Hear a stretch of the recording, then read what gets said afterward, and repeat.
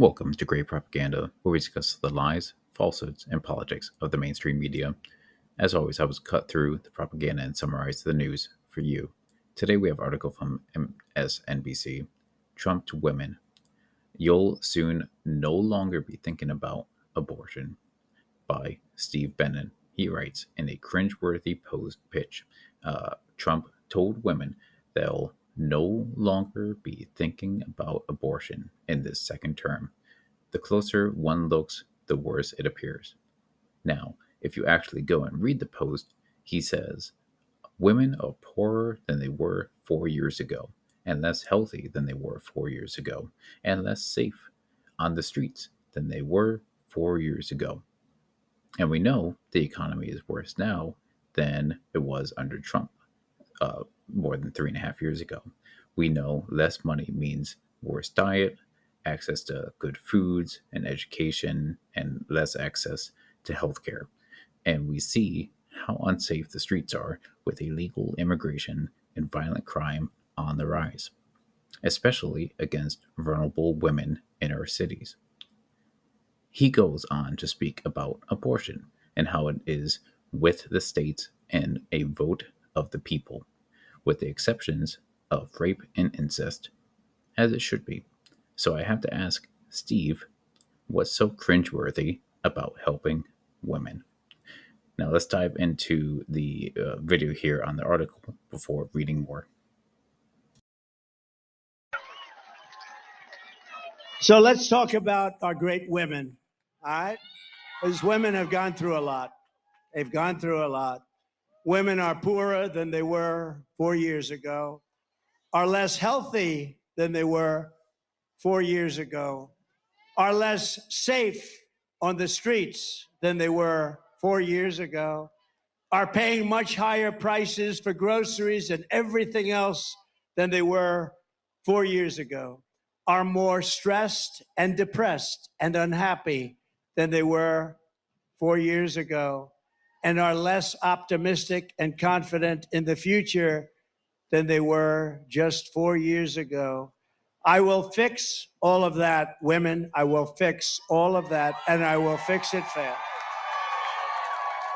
And at long last, this national nightmare that we're going through will be over.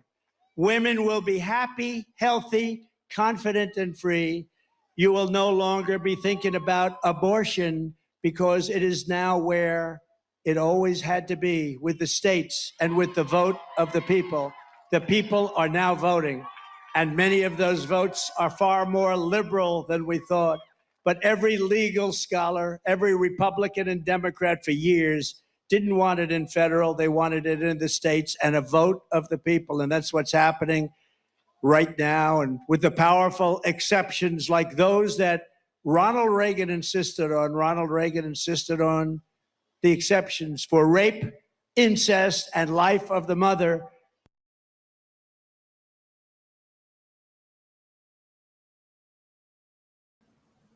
So as you saw in the video, he's reading off his tweet or his Truth Social post, and the crowd seems pretty mixed reviews, except for the women behind him seem pretty approving of his message that it should be a states' right issue, which is surprising but pretty progressive. I guess they are in North Carolina.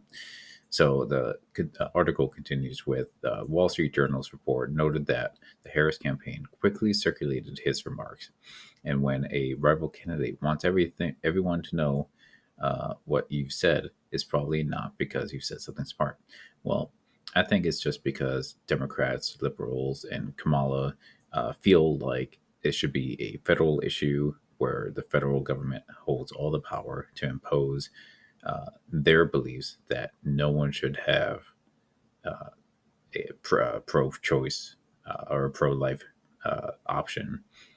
And that is pretty in line with their philosophy of we know what's better for you, we know what's right, we know what's moral, and if you disagree with us, you're a Nazi, right? So it continues with, to be sure, Trump covered a lot of nonsensical ground with his message. He began by telling women how awful their lives are, prompting a Harris campaign spokeswoman to say, after ripping away our reproductive freedom, now he's trying to tell us how to think. His brazen lie about Democrats and infanticide was obviously no better. Well, it just sounds like a bunch of baloney to me. And I will put the link to this article in the description so you can read the rest. But most of it's just covering what is said in the True Social post itself. So thanks for listening, and I'll catch you next time.